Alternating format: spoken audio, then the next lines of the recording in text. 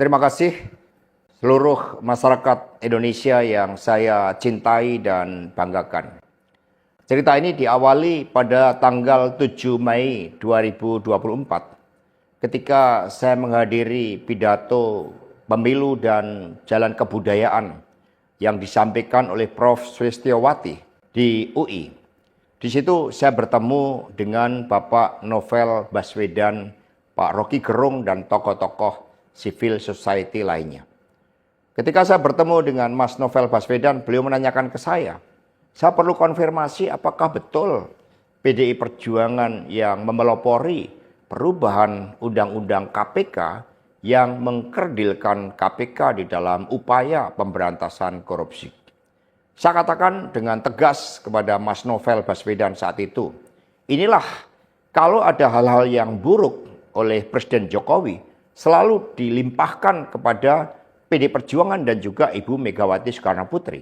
Tetapi ketika ada hal-hal yang positif, selalu diambil oleh Presiden Jokowi tanpa menyisakan benefit bagi kepentingan PDI Perjuangan. Mengapa saya katakan seperti itu?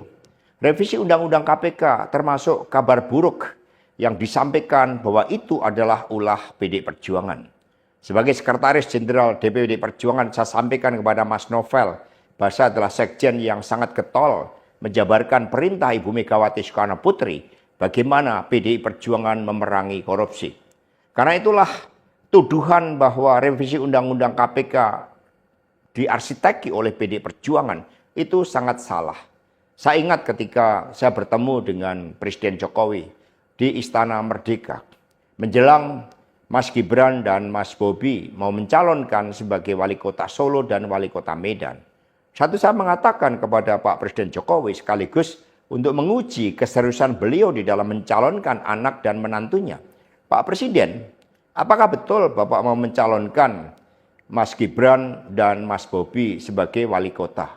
Loh, kenapa Pak Sekjen?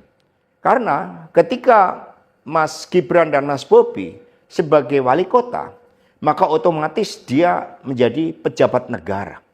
Dan ini akan sangat rawan terhadap berbagai bentuk gratifikasi, suap, dan berbagai tindakan korupsi lainnya. Presiden Jokowi sempat termenung saat itu. Dan kemudian dari situlah saya merasakan bahwa pertanyaan saya ini sangat mengusik perhatian dari beliau. Karena saya tegaskan bahwa ketika Mas Gibran dan Mas Bobi menjadi wali kota, maka dengan mudah akan terkena operasi tangkap tangan dari KPK dan juga aparat penegak hukum yang lain. Maksud saya bertanya kepada Presiden Jokowi adalah untuk mengingatkan bahwa beliau sudah presiden. Buat apa kemudian anak-anaknya harus menjadi wali kota dan itu mengandung suatu risiko-risiko politik mengingat presiden juga berhadapan dengan begitu banyak pihak-pihak yang selalu mencoba berhadapan dengan Bapak Presiden.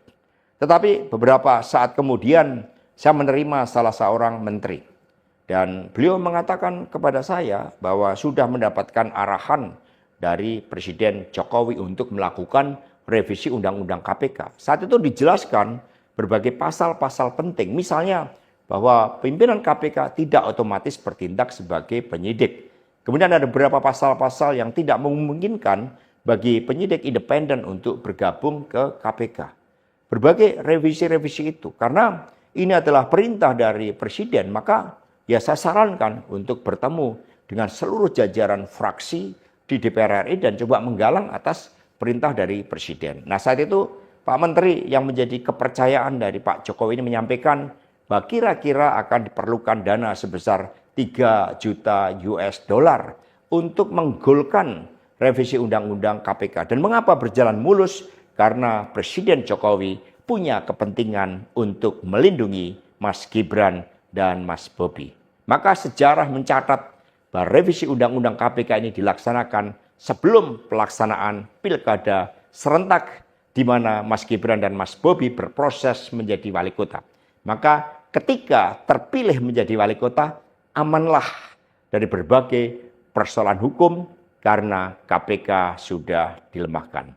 Jadi dari keterangan saya, yang saya pertanggungjawabkan secara hukum, secara politik, yang saya pertanggungjawabkan di atas Tuhan yang Maha Kuasa tentang kebenaran pernyataan saya ini meskipun tanpa bukti, rakyat Indonesia bisa mengetahui bahwa pelemahan KPK dilakukan oleh Presiden Jokowi, kemudian dampaknya dituduhkan kepada PDI Perjuangan. Ini jawaban buat Mas Novel Baswedan.